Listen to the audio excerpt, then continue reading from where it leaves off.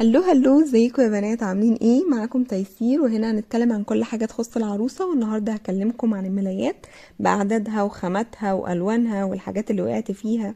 بس قبل ما نبتدي الفيديو اعملي لايك واشتركي في القناة عشان يوصلك كل جديد، وما تنسيش تشوفي الفيديو بتاع الفوط عشان ما تقعيش في الغلطات اللي انا وقعت فيها. ويلا بينا نبتدي الفيديو مع بعض.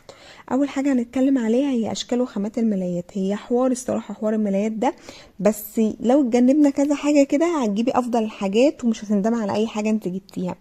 اول حاجة لازم نبقى عارفين مقاس السرير كويس قوي، ان هو يبقى 160 ولا 180 او ايا كان، وديزاين السرير. يعني السرير المرتبة بتاعته بتخش لجوه ولا بتبقى خارجة لبره، لان لو السرير من المرتبة بتاعته بتخش لجوه مش هينفع تشتري خالص الملايات الاستك، لكن لو المرتبة بتاعته لبره تشتري ملايات استك عادي.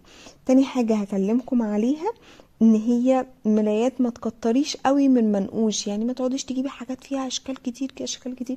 لا، جيبي انت بتحبي الحاجات المنقوشه، جيبي حاجات منقوشه او حاجات فيها رسومات خفيفه كده، بس ما تكتريش منها. كتري من الساده، كتري من الحاجات اللي هي زي فيها خطوط كده بسيطه. الحاجات دي بتبقى جميله قوي وبتدي شكل حلو على السرير. تقدري بقى تغيري في كفر اللحاف. يعني اللحاف انا من رايي انك انت تجيبيه لون مثلا ابيض، اسود، بيج، اي لون انت عايزاه. كتري بقى في كفر اللحاف، هو ده اللي هيدي برضو شكل للسرير كده او للاوضه كلها حلو. والملايه جيبي الوان برضو، يعني ما تجيبيش مثلا ايه البني بدرجاته اللي هو الوان البيج كلها، الرمادي بدرجاته. لا لا، ما تجيبيش اي حاجه من دي. لا، جيبي مثلا ايه درجتين. مثلا انت عايزه مثلا رمادي غامق رمادي فاتح، جيبي منه اتنين. يعني واحده رمادي فاتح وواحده رمادي غامق. واحده مثلا بيج، واحده بينك، الكلام ده كله. ما تجيبيش الالوان، يعني ايه، تجيبيش اللون بدرجاته كلها، مش هيبقى حلو خالص. لازم تختاري الملاية تكون قطن 100% الصراحة، لان ده بيفرق معاكي في الراحة والنوم والغسيل كمان، يعني هتفرق معاكي في الغسيل جدا. تاني حاجة بقى عايزة اقولك عليها، او تالت حاجة انا مش فاكرة يعني، هو مفرش العروسة بقى. بجد بجد اوعي تستغني عنه. وفي نفس الوقت اوعي تسمعي كلام اي حد اللي يقولك لازم مفرش العروسة ده يبقى فيه ورد بقى وشغل وبينور كده في الضلمة.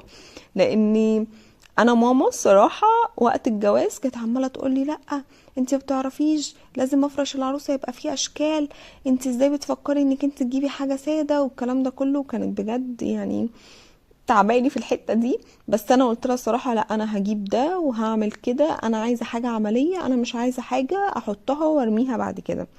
بس وفعلا عملت ده، جبت حاجة تركي كده عاملة زي الكوفرتة، تقدري انك انت تستخدميها، مش تتحط على السرير وبعد كده تترمي في الارض.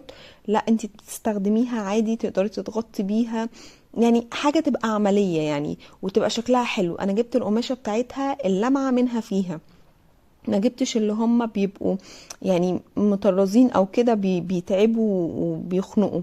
جيبي اللي هي اللمعة بتاعتها منها فيها، والشغل كله من اطراف، فده مش هيضر في حاجة، بالعكس. هو انتي الشغل كله في الاطراف تحت، فحلو جدا. هي ماما ما كانتش مقتنعه بيه خالص، عشان كده بقولك حاولي ترضيها، يعني دي والدتنا برضو. بس في نفس الوقت ما تجيش تسمعي كلامها في حاجة زي كده وانتي مش مقتنعة بيها.